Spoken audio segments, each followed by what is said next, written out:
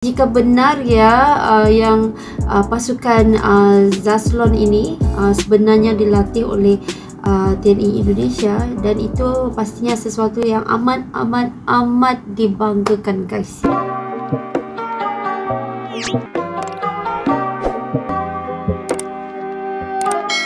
Hai, assalamualaikum guys, welcome back to my YouTube channel. Hai guys, oke, seperti biasa guys, kita bertemu lagi, dan seperti biasa Nora akan sentiasa guys mendoakan untuk kalian semua yang menonton agar sentiasa diberikan kesihatan tubuh badan yang sehat dan sentiasa dipermudahkan segala urusan kehidupan seharian kita, insyaAllah. Oke guys, terima kasih semua yang masuk menonton, dan kali ini kita bertemu lagi di video reaction Nora. Nora akan mereact video-video Indonesia yang terbaik, just for you guys. Dan kali ini video reaction yang mahu Nora react adalah video yang mana dikatakan ada satu pasukan Rusia ini yang dinamakan pasukan Zaslon, ya, satu pasukan yang sangat-sangat kuat, yang sangat-sangat mengerikan, tetapi sebenarnya pasukan itu dilatih oleh TNI Indonesia. Wow, jadi adakah benar guys info ini? Jadi Nora memang pengen tahu sekali ya mengenai informasi ini guys. Jadi tanpa kita lama-lama guys, yuk kita semak dahulu video ini dan kita terus start reaction. Let's go. Zaslon, pasukan paling rahasia Rusia, ternyata dilatih oleh Indonesia. Inilah sepak terjangnya. Проводится совместное российско-белорусское учение «Союзная решимость 2022». Войска Восточного военного округа и воздушно-десантных войск, Pasukan ini dilatih участвующие в данном учении, во взаимодействии с белорусскими вооруженными силами отрабатывают вопросы отражения агрессии против союзного государства в ходе оборонительной операции. Menarik guys. Halo sahabat bagi-bagi, ada kabar mengejutkan dari Rusia, yang kali ini membawa-bawa nama Indonesia. Yaitu pasukan khusus Rusia bernama Zaslon, yang kekuatannya 3 kali dari pasukan elit Amerika, ternyata Ini hasil dari sangat-sangat Jerry kuat, Payah, pelatih guys, ya, Indonesia. pasukan Pasukan ini ternyata memiliki kesamaan dengan pasukan elit Indonesia, yaitu Denjaka dan Kopasga. Denjaka. Sepak terjang Zaslon yang sangat luar biasa, bahkan satu anggotanya setara dengan 100 anggota militer. Apakah mungkin dengan kekuatan yang sangat dahsyat, pasukan ini dilatih di Indonesia? Kalau ini memang benar, berarti perbandingan kekuatan Zaslon dengan pasukan elit Indonesia pasti memiliki kesamaan. Lalu seberapa kuat kekuatan Zaslon, yang kabarnya dilatih di Indonesia itu? Sahabat bagi-bagi, Zaslon yang berarti perisai atau layar, adalah unit khusus Rusia yang paling rahasia dalam Dinas Keamanan Eksternal SVR.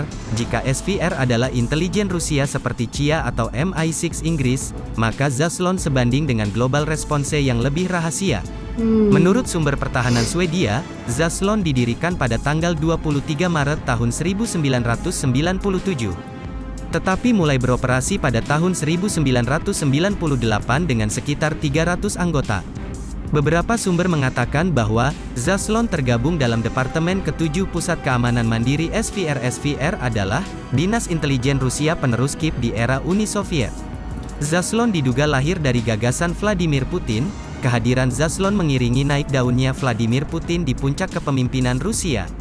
Ternyata ini sebabnya Zaslon dikabarkan dilatih di Indonesia. Pasalnya Putin adalah sahabat karibnya Presiden Jokowi, dan mungkin saja ini benar.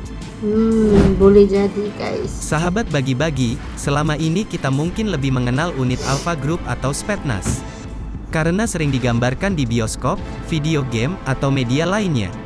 Zaslon sangat jarang disebutkan oleh negara, akademisi atau media Rusia.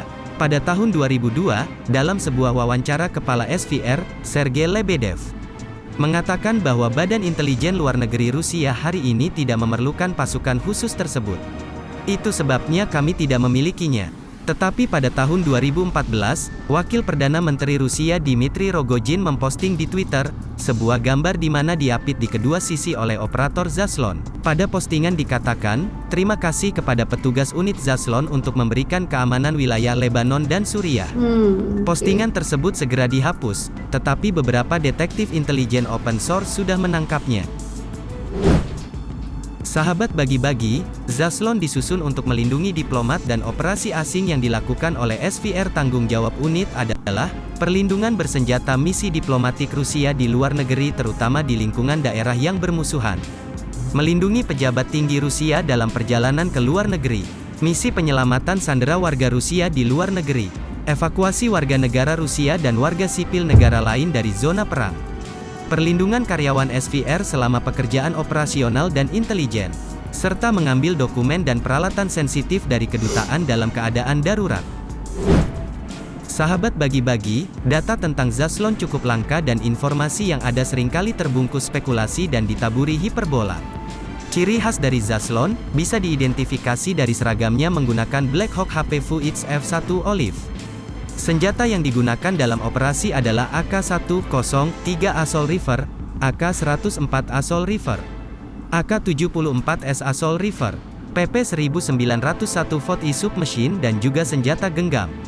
Sementara armor pelindung menggunakan Vought Goblik Slick, Vought Plate and Kevlar Backer, Vought Molly Defender 2, dan petugas tidak pernah memakai lencana unit resmi tetapi lebih memilih emblem berbendera Rusia. Dalam operasi sipil dan penyamaran, biasanya menggunakan seragam dengan detail sama dengan yang digunakan oleh staf kedutaan Rusia.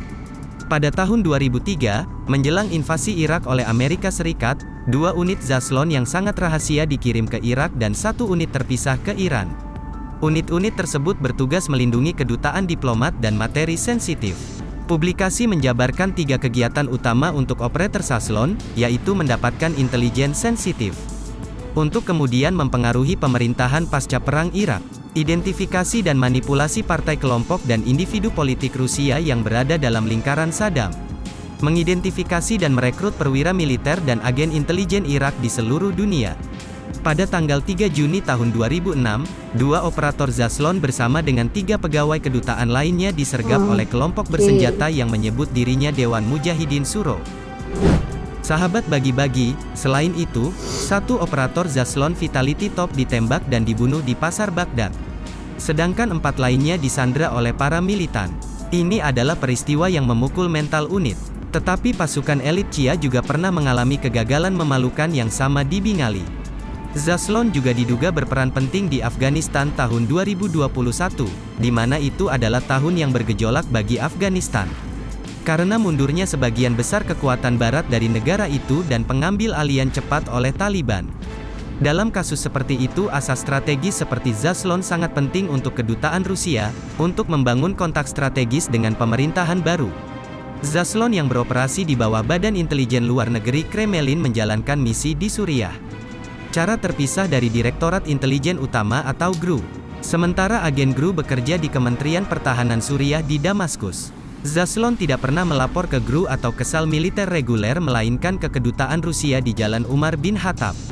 Zaslon diduga menjadi salah satu pemasok data intelijen, sekaligus penasehat militer Suriah. Sahabat bagi-bagi, sebagai informasi, pada tanggal 19 Desember, Duta Besar Rusia untuk Turki Andrei Karlov dibunuh oleh Mahfud merek Altintas di Ankara. Keesokan harinya, kantor berita Rusia Rosbet menerbitkan sebuah wawancara dengan seorang perwira anonim dari unit Zaslon yang sangat rahasia. Dia mengklaim nyawa duta besar bisa diselamatkan jika operasi Zaslon ada di sana. Tetapi pemerintah Turki tidak mengizinkan mereka untuk beroperasi. Turki mungkin melihat sangat tidak biasa, unit dengan berbagai pelatihan dan kemampuan tempur yang dirahasiakan hanya digunakan sebagai unit keamanan diplomatik. Sahabat bagi-bagi, Zaslon juga berperan penting saat konflik Ukraina pecah. Unit ini diduga membangun kontak intens dengan Iran, Korea Utara, dan Afghanistan. Rusia membutuhkan pasokan drone dan beberapa amunisi karena perang yang berkepanjangan. Sementara di Afghanistan, Zaslon diduga membuat kontak dan merekrut mantan pasukan khusus Afghanistan, yang pernah dilatih Amerika untuk direkrut melawan taktik Ukraina yang dibekali senjata dan kemampuan tempur NATO. Rusia juga sempat berusaha mengaburkan data Zaslon yang sudah terlanjur tersebar, dengan membuat video yang mengaburkan upaya intelijen dengan merilis video latihan Zaslon versi kontraktor swasta semacam Wagner. Ini untuk mengaburkan fakta dengan menyampaikan bahwa Zaslon adalah kontraktor swasta untuk jasa pengamanan. Namun sudah banyak yang mengetahui bahwa Zaslon adalah unit spesial yang akan selalu disangkal keberadaannya. dan tidak pernah menggunakan tanda lambang atau emblem khusus. Sahabat bagi-bagi, bagaimana menurut kalian? Apakah benar Zaslon itu dilatih di Indonesia? Tentunya kalau benar kita pasti bangga. Ayo kawal militer kita sampai puncak dunia. Jangan santuy terus, mari kita barbar. Merdekalah kita seutuhnya, merdeka. Hurra!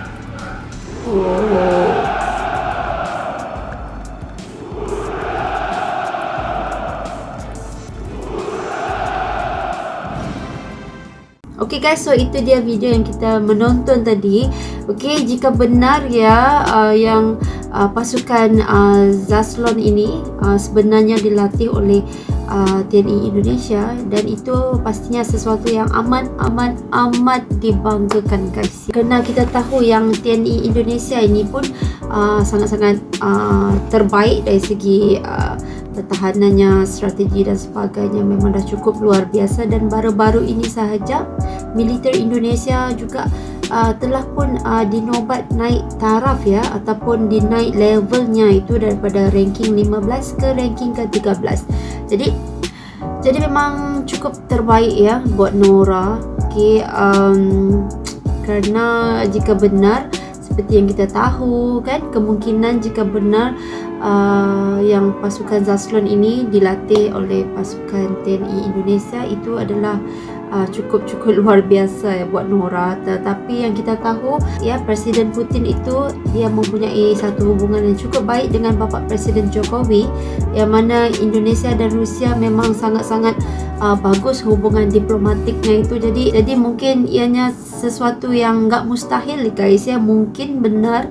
Okay, apa yang disampaikan yang kita dengar mengenai info ini, okay, tidak dinafikan guys ya. Jadi apa-apa pun kita doakan yang terbaik saja untuk negara Indonesia. Okay, jadi guys, gimana dengan menurut kalian semua? Jangan lupa guys, seperti biasa, untuk tinggalkan komen di bawah ini ya, di bawah ini, kerana Nora mau baca komen-komen daripada teman-teman semuanya.